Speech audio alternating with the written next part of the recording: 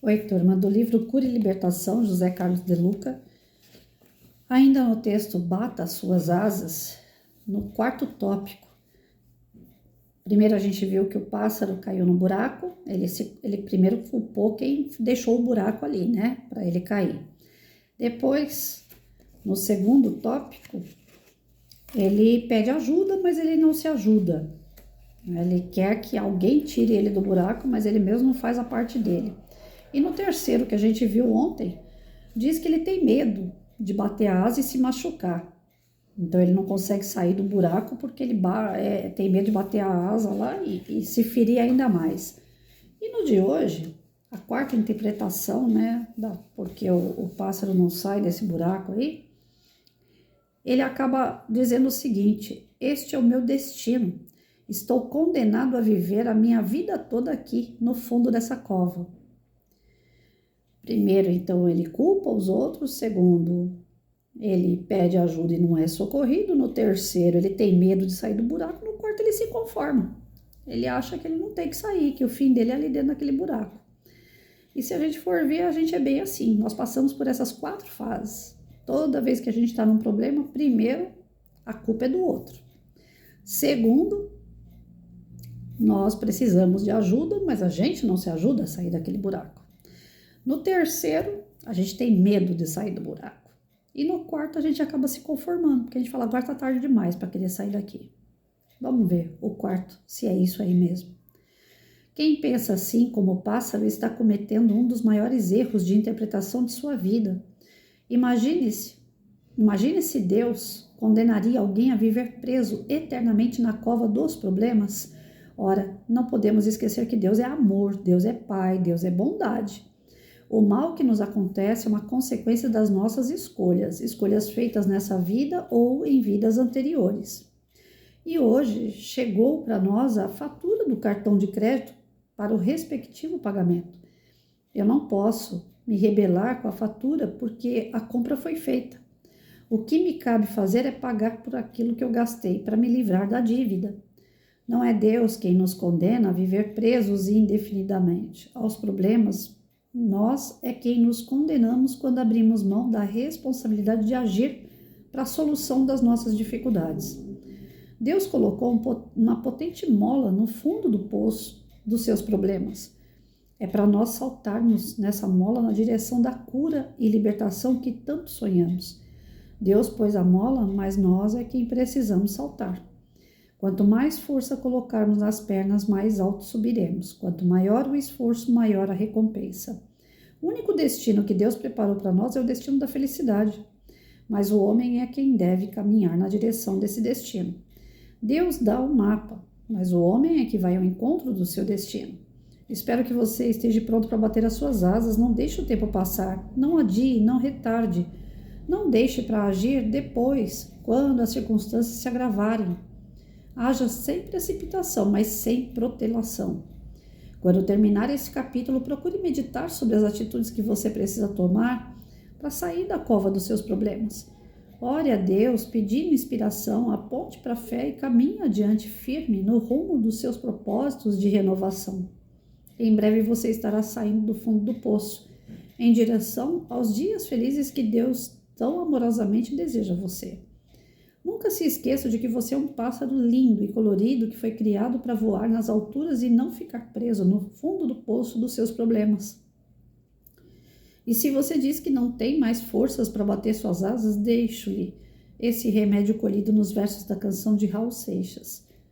Veja, não diga que a canção está perdida. Tenha fé em Deus, tenha fé na vida. Tente outra vez. Beba, pois a água viva ainda está na fonte. Você tem 2 pés para cruzar a ponte. Nada acabou. Cantei essa música há muito tempo na minha adolescência, gente. E toda vez que eu cantava ela, de verdade, eu estava no fundo do poço. É incrível. Fundo do poço assim, né? Problemas que a gente às vezes acha que não tem solução. E que depois, quando a gente olha para trás, eram problemas bem pequenos em vista dos outros que vieram depois. Mas adolescente a gente tem uma impressão sempre maior, né? Sempre a sensação do adolescente é que o sofrimento dele é maior do que qualquer outro. Então eu cantei muito essa música aqui. com dor profunda na adolescência. Nem sonhava que iriam vir outras depois muito maiores. E engraçado que a gente vai olhando para trás, essas dores maiores, elas também passaram. Aí vem outras maiores. É aquela velha história, quando a gente já sabe a resposta dos nossos problemas, vem Deus e dá outra pergunta. Aí lá vamos nós sambar para poder responder essas novas perguntas. Essas fases que uma pessoa passa dentro da situação do problema que ela vive é natural. O que não pode acontecer é no final das contas a gente jogar o lenço. Falar, eu já tentei de tudo a gente nunca tentou. Essa é a verdade, porque existem saídas que a gente nem desconfia, que a gente não conhece. Então, quando se tem os problemas, nós vamos buscar saídas que não são receitas. Não adianta, eu posso falar do que eu estou sentindo, algo que está me ferindo agora no momento, que para o outro a minha dor é pequena. O outro não está passando o que eu estou passando.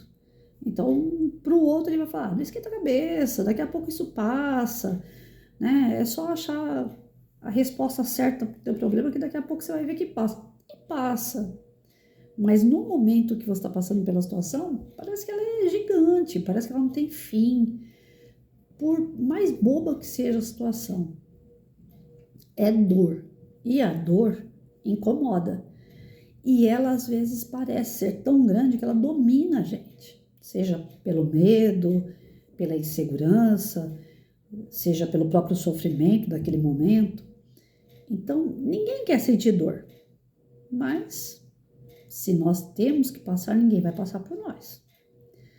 Cabe, então, o quê? Entender a situação, tentar superar da melhor maneira possível, sem se arranhar tanto, sem doer tanto. Algumas dores chegam a ser traumáticas, que nem esses dias eu escutei uma pessoa falar para mim assim, você é ansiosa, um amigo meu falou assim, você é muito ansiosa. Eu falei, pode até ser que eu seja, mas eu acho que eu tenho mais trauma do que ansiedade. Porque um problema que está ocorrendo na minha casa está me tirando do sério. Essa questão de vazamento, eu falei nos vídeos todos para vocês. Vocês não têm nada a ver com o meu problema, mas é uma forma até de exemplificar e de desabafar. Já que eu estou aqui, vamos lá, né? E é uma coisa que todo mundo pode passar. É normal, um cano estoura, dá um vazamento, e aí é duro de achar o vazamento, é duro de fazer o negócio ficar bom.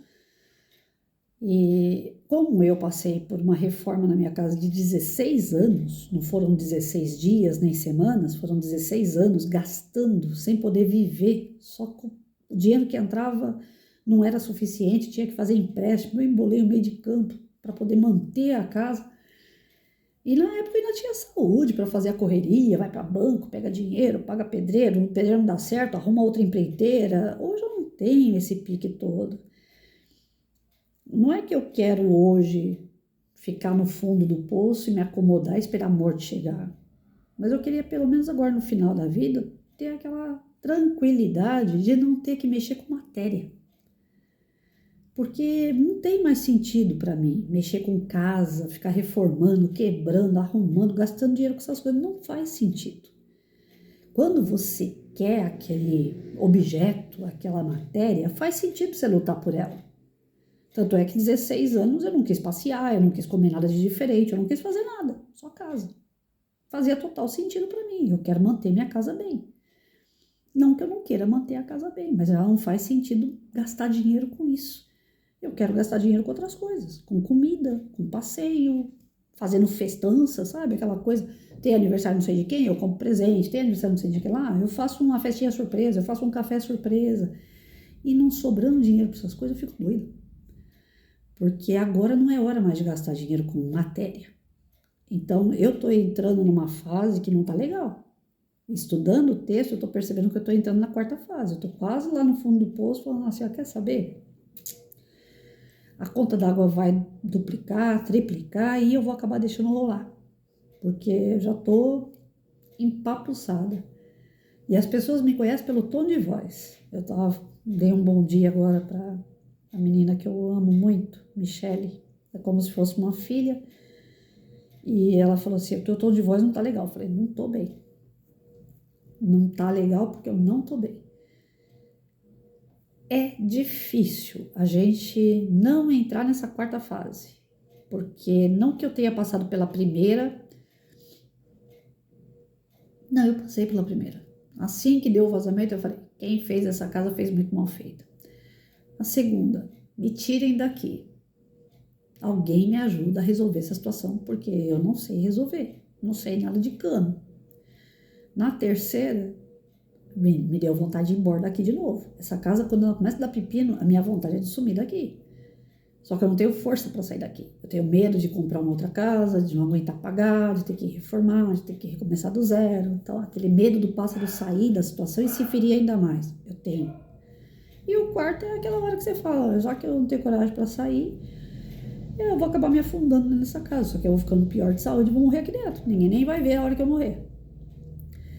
É um exemplo tosco, mas é o que está acontecendo com a Patrícia aqui. E vocês vão ter exemplos de sobra para me dar em relação a isso. Porque são fases. E essas fases ou a gente supera ou a gente se entrega de vez e realmente aquele não é um quadro depressivo, eu não vejo por esse lado, mas é um quadro acomodado. Eu escutei hoje de uma pessoa, falou, eu tentei achar vazamento na minha casa, mas não achei, a conta não aumentou, fica vazando lá. Eu falei, gente, mas abre uma cratera embaixo da terra, não estiver vazando, você corre o risco de perder um cômodo da sua casa, por exemplo, cai a tua casa, que a água infiltrando, ela é terrível. Então, assim, tem gente que já jogou o lenço, e eu não quero ser essa pessoa que joga o lenço. Eu procuro ser forte, eu procuro superar, né? Mas até as pessoas que ajudaram, tá, eu acho que já estão de saco cheio, sabe? E você vai ficando também. Você fala, não tá dando pra correr não, gente. E aí, o que eu faço?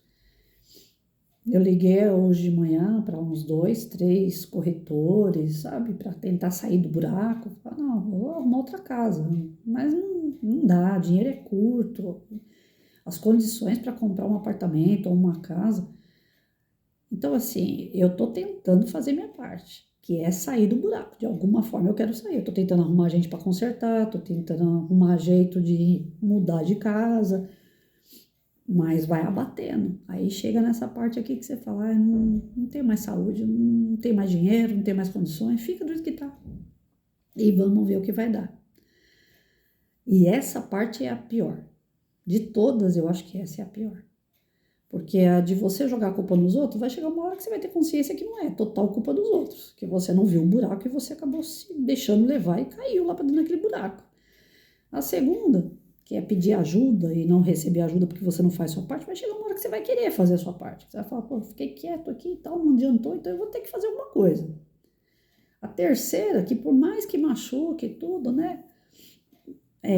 Você fica com aquele medo de se machucar, mas eu acho que chega um dado momento que você até se arrisca a se machucar.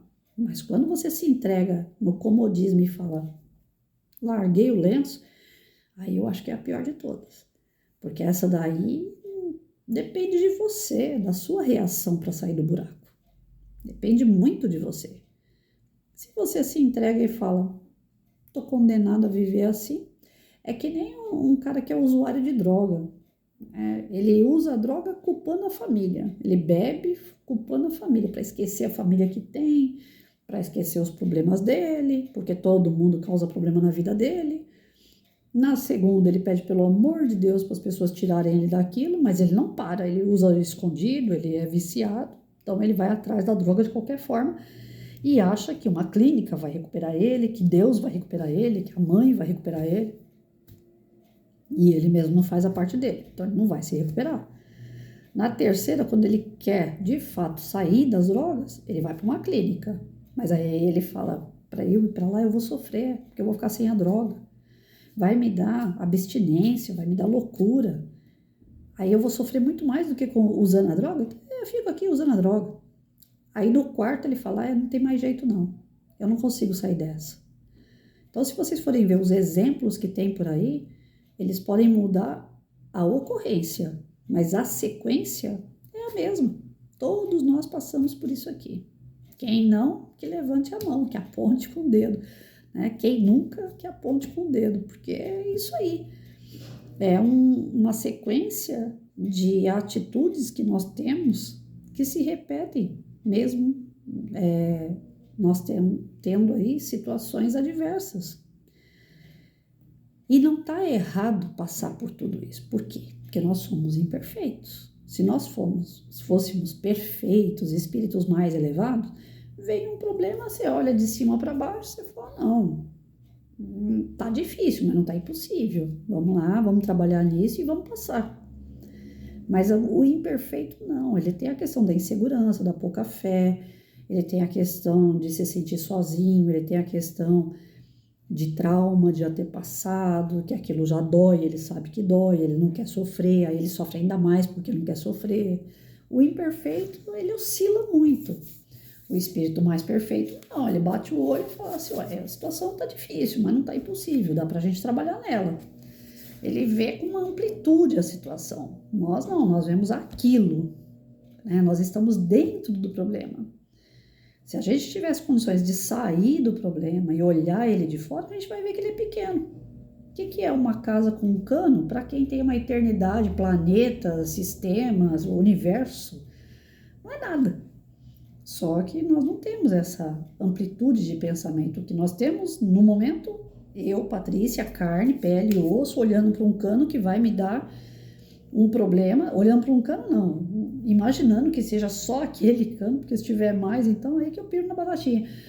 Mas que aquilo ali tá me trazendo um dano material, que de R$70 que eu pagava de conta já chegou nos 250. E que desses 250, o mês que vem vai ser 500, porque ele tá dobrando. E é menos dinheiro entrando para mim. E é um dinheiro que tá indo que eu não tô gastando. Então a cabeça fica desse tamanho. Você vai conversar com as pessoas, todo mundo ri e tal, você ri também. Mas lá dentro você não tá legal. Você tem que se fazer de legal para não entrar no assunto, para não ficar ali chorando as pitangas, como eu tenho feito com vocês a semana inteira. Até peço desculpa, porque o exemplo da semana toda foi um cano na minha casa, né? É o que tem para hoje. Então, vamos lá, vamos tentar seguir a musiquinha que eu cantei sempre, eu tinha esquecido dessa música, né? A canção não está perdida. Tenha fé em Deus, tenha fé na vida. Tem que ter. Porque se não for através dessa injeção chamada fé, a gente sucumbe muito fácil. Pelo desânimo, pela tristeza, pelo choro, pela lamentação, pelos vícios, da maledicência, da ignorância. Então, é a fé. E essa fé, ela vai ter que brotar, ela vai ter que girar dentro da gente para superar aquela adversidade. Condições nós temos, inteligência nós temos, mas a gente trava. Pela nossa imperfeição, a gente trava. E o que ele diz aqui é que para a gente se curar, nós temos que... Desculpa. Para a gente se curar, para a gente se libertar de uma dor, a gente tem que agir. E agir baseado em quê? Na fé. Um texto desse tamanho para dizer para a gente que nós temos condições de bater asas, mas é baseado na fé. Nós temos que desenvolver a nossa fé. Fé em nós, fé em Deus, fé na espiritualidade, fé de que não tem só pessoas oportunistas, como eu encontrei a semana inteira, muita gente oportunista. Veio gente me ajudar de coração, mas veio gente oportunista. Vê que você está no desespero de uma situação, te cobra um preço absurdo para fazer um trabalho que é importante, é de responsabilidade, porém o dinheiro que está sendo cobrado é demais. Não tem o porquê de ser daquele jeito. E aqui foi assim, foi o cano, depois do cano foi a caixa d'água, depois a caixa d'água foi uma torneira, e agora tá lá o registro rodando com tudo aparentemente consertado. Então é uma novelinha que nós vamos aí. Eu espero que semana que vem eu não tenha que falar, nem tocar nesse assunto mais com vocês. Espero que esse final de semana definitivamente eu resolva isso. E eu tô lutando para isso. Tô buscando fé até onde eu não tenho. E aí vem o texto, né? E ele balsamiza. Por isso que eu acho essa doutrina assim maravilhosa. Eu acho que não tem nada mais maravilhoso na minha vida do que a doutrina espírita. porque ela traz as respostas, ela traz um amparo, um conforto, ela traz palavras de luz, de fé, de esperança. Ela mostra pra gente que o problema tá aí para ser resolvido, não é para desistir, é para resolver. E a gente tem capacidade para resolver. Por mais criança e infantil que seja o nosso espírito, nós temos condições de resolver os pepinos que aparecem. Vamos ter fé. Eu desejo para vocês um ótimo final de semana, que Deus abençoe, que todos os problemas que virem, a gente lembre disso, dessa musiquinha aí. Tenha fé em Deus, tenha fé na vida. E tente outra vez, até sair do buraco. Fiquem com Deus.